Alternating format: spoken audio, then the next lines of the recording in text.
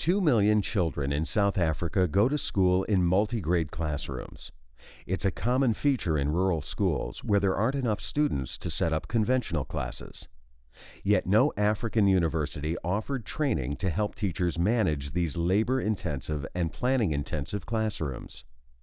That left rural children, by and large, less likely to succeed in primary school and less likely to continue their education. Cape Peninsula University of Technology put its advancement training and staffing behind this problem and landed a 22 million rand grant from the Royal Netherlands Embassy in Pretoria to establish the Center for Multi-Grade Education. That group develops curricula and resources for multi-grade classrooms and trains and accredits teachers in multi-grade teaching. Support through the Kresge Initiative elevated the Cape Peninsula advancement staff to higher professional standards and helped them approach a higher profile international donor.